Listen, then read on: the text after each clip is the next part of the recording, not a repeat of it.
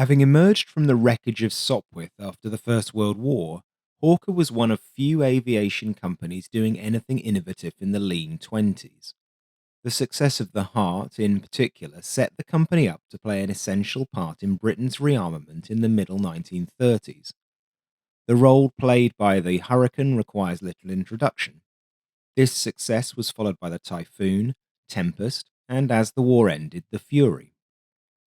Hawker were thus vital to the war effort, and they therefore had little involvement in the early years of the jet age. In many ways, their situation mirrored that of Grumman in the US, too valuable to be distracted.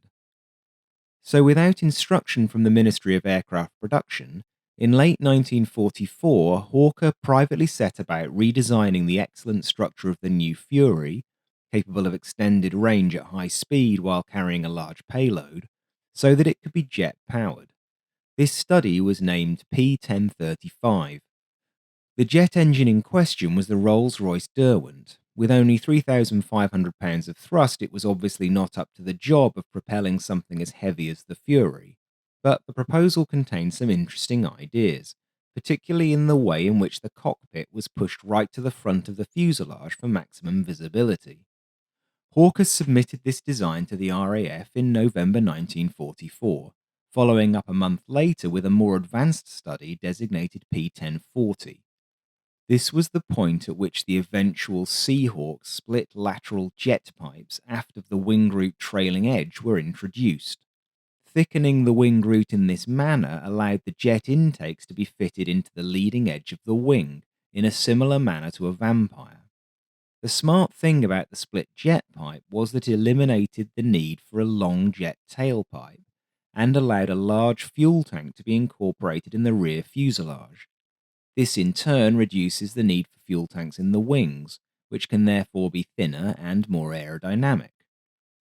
Despite the obvious novelty of the design, the response from the RAF and the Admiralty was muted. The former was already well stocked with Meteors and Vampires, over which P1040 seemed to offer little advantage. The Fleet Air Arm was loaded up with late model Seafires and Corsairs. The Sea Fury was also close to production. The Royal Navy was desperate for a role in the Pacific to send a signal to Britain's waning empire. Its war was now one of logistics, not of innovations. Corsairs and Seafires would do nicely as far as fighters went. And in any case, they had started development of the Attacker with Supermarine in June 1944. Hawker continued with the construction of engineering mock-ups, however, despite the RAF stating categorically that with the success of the 600-mile-an-hour Meteor, they had no interest in P1040. Fortunately, the Navy proved less absolutist about things. In a change of heart, in May 1946, they ordered 3 prototypes and a static test article. These were to a navalised standard, including the necessary undercarriage strengthening, and, from the second prototype, arresting gear, catapult bridle attachment points, and so on. Thank God for the Navy, was Sidney Cam's famous comment. They kept Hawker in the jet game and likely saved the eventual Hunter.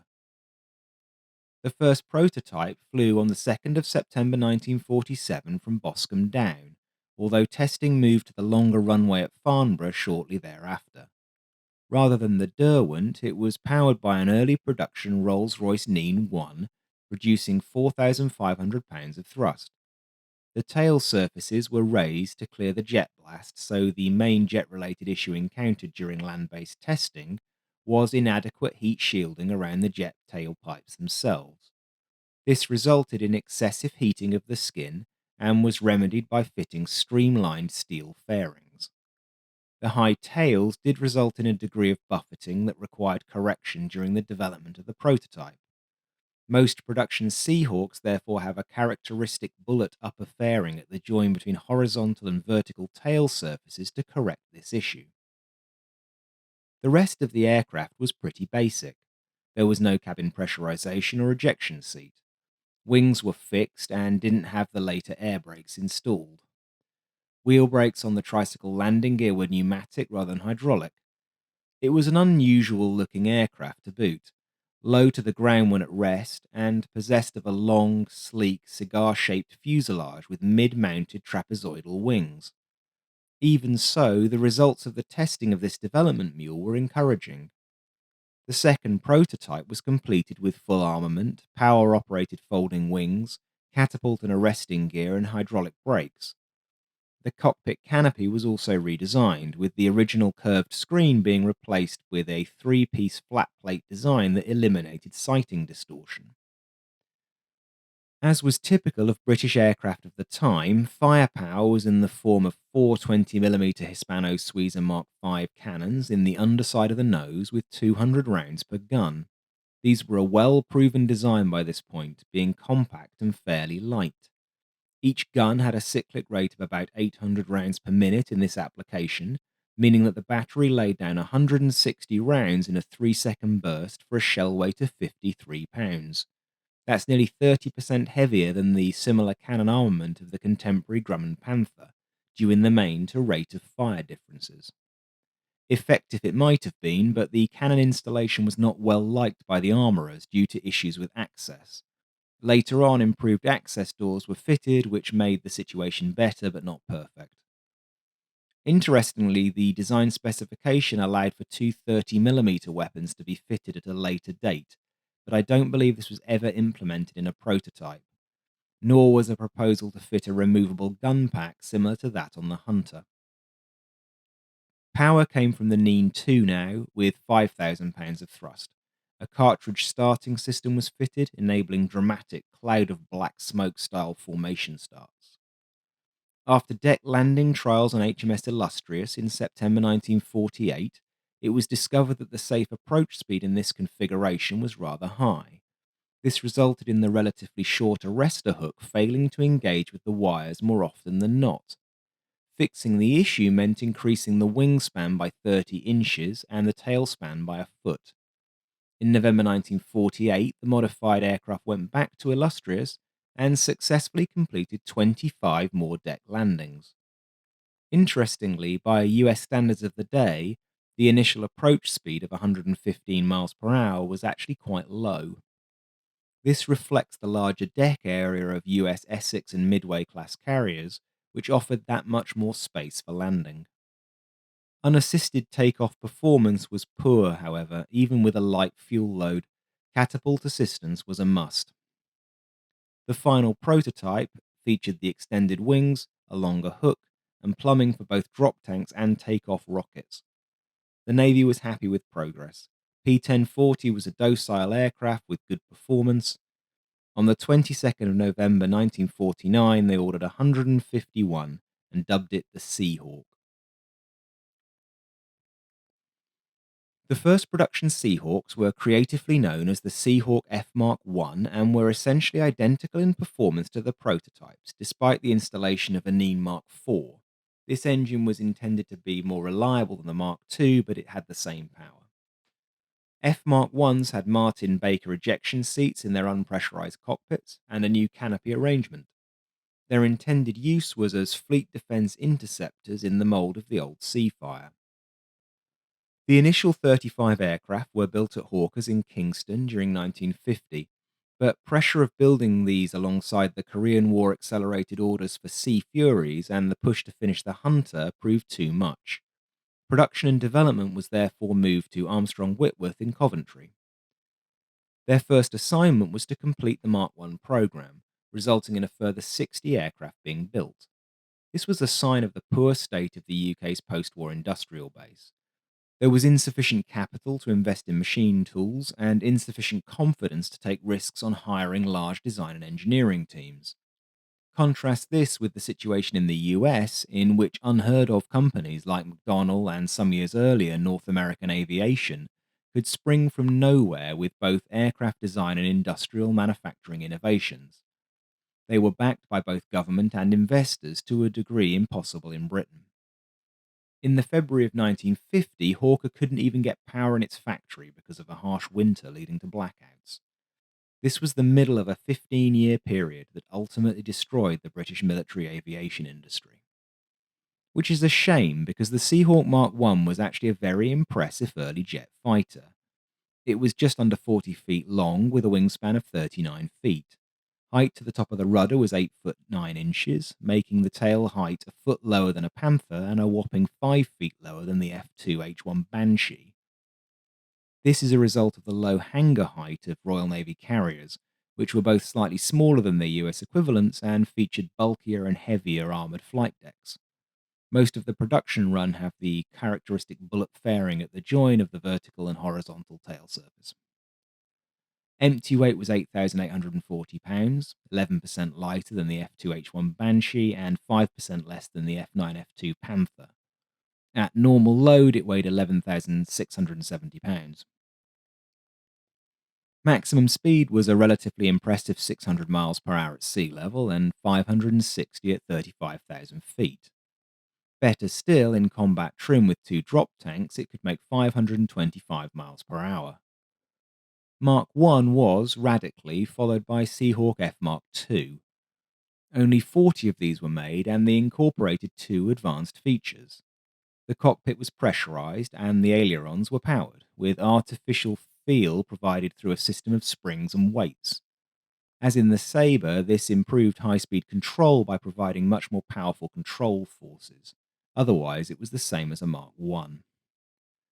And indeed, both of these versions will be phased out together in 1955 after only a few operational tours. Part of the reason for this extremely short career was their lack of flexibility. They were effectively pure interceptors, which was a challenge in the relatively small air wings that could fit on a Royal Navy carrier.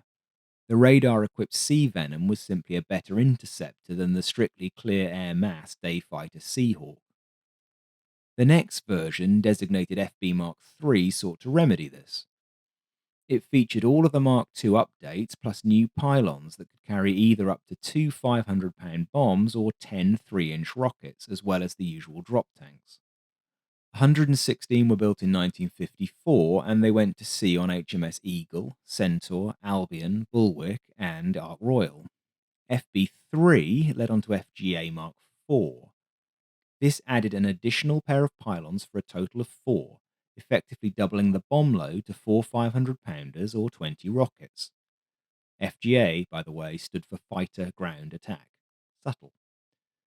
Actually launching with a full load would require a strong wind over the deck, as the trouble with FGA Mark IV was that it still used the 5,000-pound force Neen 4, but was carrying an additional 350 pounds around before the stores were added. That's about 4% more than the F Mark I when empty. Loaded up, it was 13% heavier. By the time this slightly obvious problem was identified in August 1954, most of the 97 Mark IVs had already been built. Oops. A step to remedy the problem was found by rebuilding 48 FB Mark IIIs as FB Mark Vs during 1955, featuring the 5,200-pound Force Neen 6 engine. A modest improvement for sure, but a valuable one. Hawker and the Navy would have preferred to install a Rolls-Royce Tay, which had potential to deliver over 7,000 pounds of force. Unfortunately, development of the Tay was curtailed because the future of jet power plants was obviously axial.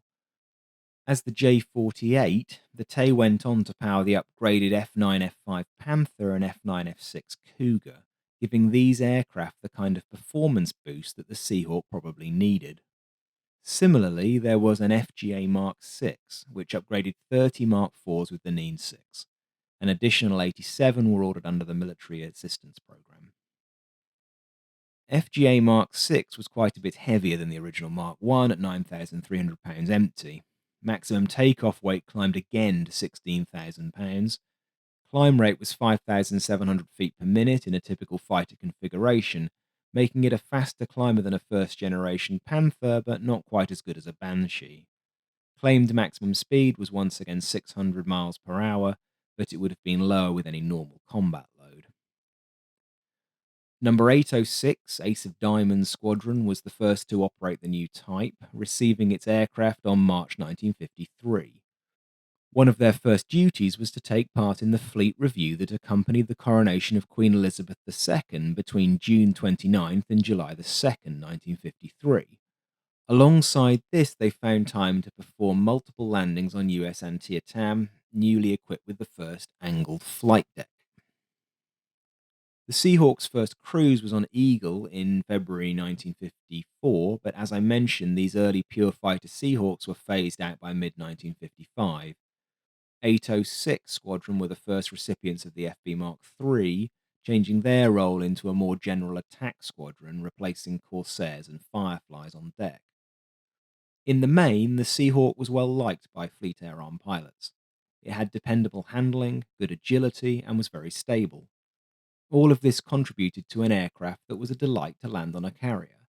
It was clearly superior to the Supermarine Attacker and succeeded it in squadron service. From June 1958, Seahawk squadrons began to upgrade to the swept-wing Supermarine Scimitar, a process that was completed in December 1960. It was a long haul for a straight-winged fighter. The US had recently started deploying the Crusader, and the Phantom was not far away. These were brutes next to the elegant but obsolete Seahawk. After being variously used as radar training targets and target tugs, the Seahawk was finally phased out in February 1969. The Seahawk is a rarity amongst Fleet Air Arm jets in that it saw some active combat service. This did not, however, take place in Korea because by the time sufficient aircraft were available and pilots were trained, the conflict was over. Instead, the Seahawk's first and only taste of action was during Operation Trumpeter, the misguided Anglo-French operation against Egypt in November 1956. 5 squadrons were involved, flying from Albion, Bulwark, and Eagle. Because the hunters based on Cyprus lacked sufficient range, Seahawks bore the brunt of the air attack missions, protected by sea venoms. Their primary goal was the destruction of the potentially dangerous Egyptian air force on the ground. Once that was accomplished, they provided close air support for paratroop drops.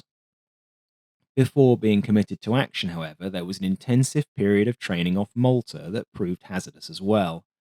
On the 5th of October, Lieutenant John Bridle was flying his Seahawk at 200 feet when a fuel tank fire warning illuminated. He immediately pulled up, and with debris dropping off his blazing aircraft, he ejected at 800 feet, landing safely whilst the Seahawk crashed into the sea. 802 Squadron would lose 2 more aircraft in the coming weeks, further reducing their strength. The Seahawks finally went into action on the morning of the 1st of November, attacking various fighter bases. Many MiGs and other Egyptian aircraft were claimed destroyed on the ground. However, later assessments suggest that decoys had been effective and a substantial proportion of the fleet was able to move to bases further inland and thus out of range. On that first mission, the Seahawks were greeted by the scary sight of a gaggle of MiG-15s rising to meet them. Fundamentally outclassed by the Soviet fighter, the Fleet Air Arm pilots were relieved when the MiGs blazed past them, escaping to fight another day.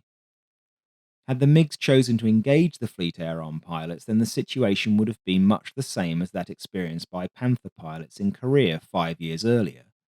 The early Panther and late Seahawk were very closely matched in air-to-air performance, with the latter the slightly superior fighter. Even so, the Seahawk gave up 70 miles an hour in top speed to the Soviet fighter and had a ceiling at least 5,000, but really more like 10,000 feet lower. Had the Egyptian pilots been forewarned, then they would have been best advised to pick their moment to engage the Seahawks, waiting until they were committed to an attack run or otherwise distracted. At that point, they would slash down in a high-speed dive, cut through the sea venoms, and engage with their heavy 37 and 23mm cannons from long range, before either diving through and exiting at low level, or pulling out and zoom climbing away using their superior power-to-weight ratio. The Seahawk pilot's best tactic was to draw the MiGs into a slow, horizontal turning fight in which they could use their lower wing loading and fundamentally better low-speed turning performance to get the MiGs under their cannons. In the case of Fleet Air Arm versus Egyptian Air Force in 1956, the chances are that the British pilots were better trained and more experienced. Any loss of discipline on the Egyptian side would have likely been punished. The Seahawk proved to be a better ground attack aircraft than an interceptor. It was a stable gun platform with a battery of powerful cannons and rockets. 3 Seahawks were lost in this capacity during the conflict. An arrestor wire on HMS Bulwark broke as an FB-5 from 895 Squadron landed, The fighter went off the deck into the sea. The pilot, Sub-Lieutenant Christopher J. Hall, was killed. 2 others were shot down by ground fire on November the 6th. 3 more took serious damage but made it back to their carriers. In common with some other early jets, the Hawker fighter turned out to be a tough and workmanlike aircraft, able to sustain a high tempo in the face of active opposition. None of this should take away from the great risks faced by Fleet Air Arm aviators flying these early jets. To give you an example, the Royal Navy frequently deployed to Malta in this period. Aircraft loss ratios for Malta are very detailed and give a sense of the attrition suffered by the Seahawk fleet in peacetime. Between November 1953 and March 1958, 18 further Seahawks were lost around Malta. 3 pilots were killed. I'd just like to take some time to briefly record these incidents, as it is easy to focus too much on deaths and losses in armed conflict. Flying in the Cold War was dangerous, and these men were serving their country bravely when they died. On the 4th of October 1956, in the run-up to Musketeer, Sub-Lieutenant Gordon Meredith ejected from his Seahawk FGA-6 between 10,000 and 12,000 feet. The seat failed to separate, his parachute did not fully deploy, and he fell to his death. On the 28th of January 1957, 2 Seahawk FB-3s from Ark Royal engaged in an unauthorized dogfight with 2 RAF Gloucester Meteors at low level. One of the Seahawks maneuvered into position behind a Meteor, but hit the other fighter's jet wash, span in and exploded. The pilot, Lieutenant Patrick H. Chambers, did not attempt to eject and was killed. Finally, on the 25th of February 1958, the Seahawk FGA-6 on a test flight from Eagle exploded in midair. The pilot, Lieutenant Alastair McIntosh, and the aircraft wreckage were never found. In all, 34 Fleet Air Arm pilots were killed flying Seahawks, a heavy toll. Having referenced the comparison a few times, I thought it would be useful to properly compare the Seahawk to its much more famous American contemporary, the Grumman Panther. The Seahawk is actually a good match for the Panther in most areas. Its advantages are predominantly in its maneuverability. It has more wing area and is lighter than either of the main Panther models, the F-2 and F-5, so it benefits from lower wing loading and thus better instantaneous turning ability. The Panthers have slightly better thrust-to-weight ratio than the FGA-6 and FB-5 Seahawks, which would aid them in vertical maneuvers. Only the F-5 has superior climb rate, however. The Seahawks' guns were both faster firing and more reliable than the Hispano-Suez Mark III cannons in the Panther, which can only counter with a superior gun sight. All F-5 and many F-2 Panthers had the excellent AN/APG-30 ranging radar, whereas the Seahawk pilot must make do with a gyro gun sight. The Panther's main superiority is in 2 areas. In the -5 model, it can lift more stores off a carrier deck, over 2,000 pounds versus the 1,000 or so in the Seahawk. But the main area the Panther excels in is its range, which on paper at least is double that of a Seahawk, mainly because it carries 923 US gallons of fuel versus 467 in the Seahawk. That said, most of the time the British fighter would carry 208-gallon drop tanks for 683 gallons total. The Panther had essentially permanent wingtip tanks, so it didn't have pylons plumbed for drops. Even so, the Grumman fighter carried at least a third more fuel and used effectively the same engine, resulting in increased range. And in Korea, even the Panther was regarded as having quite limited range relative to a piston-engined attack aircraft. So the Seahawk would have been even more marginal had it been deployed to the peninsula. In some ways, though, this reflects the different doctrine and experience of the US and Royal Navies. The US was still in the mindset to fight a war over the vast distances of the Pacific. It liked its fighters to have very long ranges. Remember that the Panther was the short-ranged fighter in the air group. The Banshee was capable of flying as far as 2,000 miles on internal fuel. The Royal Navy was mainly set up to fight in the Mediterranean and North Atlantic. It needed its fighters to defend the task group against bombers in a combat air patrol and point defense capacity. Strikes would be over relatively short distances in and around the European coastline. Range was thus less of an issue. And of course, although we generally remember Ark Royal and Eagle, the average British aircraft carrier was actually half the size of an Essex class. Larger aircraft could operate from them, but trading size and range for numbers was not necessarily the right decision, tactically speaking. If Britain's industrial base had been stronger and its defence industrial policy more sensible, then we would have seen the Seahawk some years earlier, and it would likely be better remembered. I say this because the Seahawk was a very credible early naval jet fighter. This fact explains why it was acquired by both the Netherlands and Germany for use as a maritime strike fighter. The Dutch bought 22 examples through the Military Existence Programme. They served aboard the Carol Dorman, formerly HMS Venerable. In 1959, they were modified to fire the Philco AIM 9B Sidewinder, giving them quite a potent weapon to use against faster but less manoeuvrable enemies like the MiG 19. The Royal Netherlands Navy operated Seahawks until 1964. Carol Dorman was paid off in 1969 and sold to Argentina, where she became the flagship 25 de Mayo and set out on a collision course with her original owners. The West German Navy purchased 68 Seahawks, 38 were day fighters fitted with a taller vertical tail and rudder.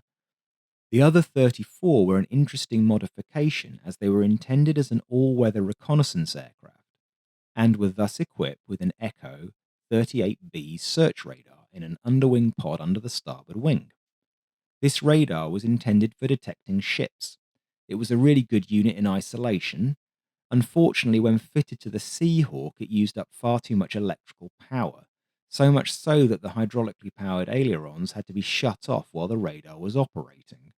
Imagine trying to concentrate on the radar while flying a jet aircraft without control assistance in bad weather. Not ideal. German Seahawks also got the ability to fire Sidewinder in the late 1950s, which is just as well, as a German Seahawk featured in the only time a Seahawk met a committed MiG in a combat situation. A West German pilot got lost on a training mission and strayed into East German airspace. He was set upon by MiG-17s. Dropping to extreme low level, he headed west and was fortunately able to evade his attackers. The Seahawk would be replaced by the potent but treacherous F-104G Starfighter in 1965. This left the only operator as India, who acquired more than 50 surplus Fleet Air Arm and West German examples. They used this mixed bag of marks very successfully from INS Vikrant during two wars with Pakistan in 1966 and 1971, and then the type served all the way through into the 1980s, being finally replaced by Sea Harriers in 1984. Sadly, they never encountered Pakistan's small fleet of supermarine attackers, and the chance to find out which was better in a combat situation passed by. In total, 539 Seahawks were built. Many others were remanufactured to extend their lifespan, some of them twice. Seahawks fought in 3 wars, flying over 1,000 sorties. They tussled with MiGs, laid down bombs, rockets, and cannon fire, and eventually even got Sidewinder. For 30 years, Seahawks came aboard ship, long after their contemporaries had been consigned to distant history. Despite its humble capabilities, it had no radar or afterburner and was strictly subsonic. It was a true Cold War warrior, the quiet man of naval aviation. It deserves the same recognition as the Panther or Banshee. Esteemed company, indeed.